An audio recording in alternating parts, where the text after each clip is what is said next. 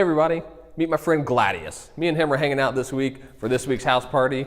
As you know, Pastor Kim is doing her new series called Body Armor. We're super excited about it. We know that you guys are going to learn a lot. This is going to prompt some really cool discussion.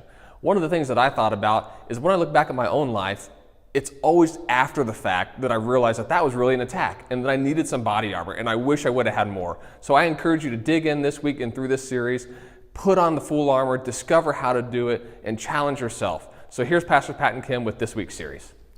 Hi, welcome to your house party. Listen, we're excited to be here with you again. This week we started a series called Body Armor, and I'm really excited about all the things that I get to share with you that I've learned about the armor of God, and in the upcoming weeks I've got some special things in line for you too that God showed me. Yes, she's been sharing a little bit, and I've heard this before some years ago as she taught on the armor of God. Very exciting stuff, very informative and very transformative. Her main text was taken from Ephesians chapter 6, and I just want to read that to kind of refresh everybody's memory. I'm reading from the New Living Translation, and it reads like this. Ephesians 6 verse 10, a final word, be strong in the Lord and in his mighty power. Put on all of God's armor so that you will be able to stand firm against all the strategies of the devil.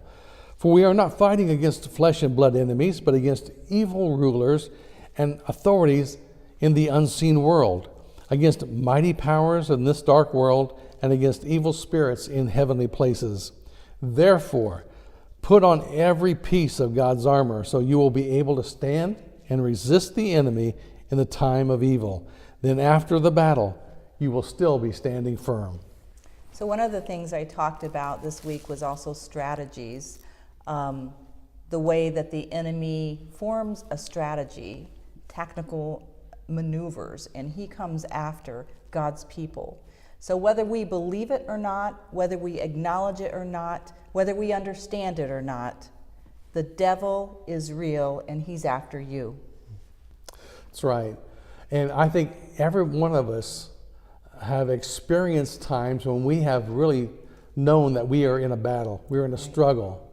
Sometimes it's circumstances come against us, sometimes it's through people, sometimes it's through our own emotional life, right. And we feel like we're really in a fight.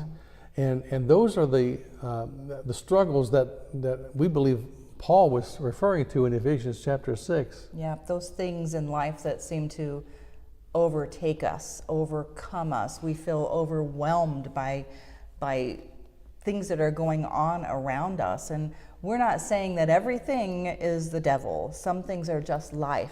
But with God and through prayer and some of the armor that I talked about, this would help us to get through these things.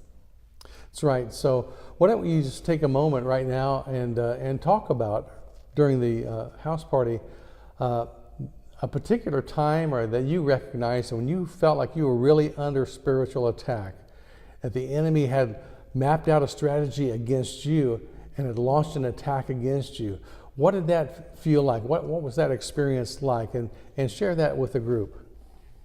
And then when you come back next week, I'm going to share with you about something that God showed me, is that Jesus wears armor. God wears his own armor.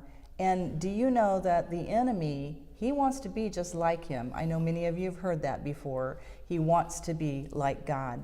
And so he's developed his own armor that we need to know what that is so that we can strategically prepare ourselves so that we can move on the offense instead of being on the defense. That's right. When our enemy comes against us. That's right. So listen, have a great discussion, have a great time in the house party, and we'll see you next time. God bless you. Bye. Hey everyone, thanks for connecting with God and with others at your house party, and for living out the idea that circles are better than rows. Also, we want to make sure we're connecting with you in the most efficient way possible, so make sure you follow us on Twitter, Facebook, and Instagram, and then subscribe to our YouTube channel to stay up to date with our weekly services and all of our house party content. And lastly, we invite you to go on our Facebook page and tell us how your house party has impacted your life. Thanks, and see you later.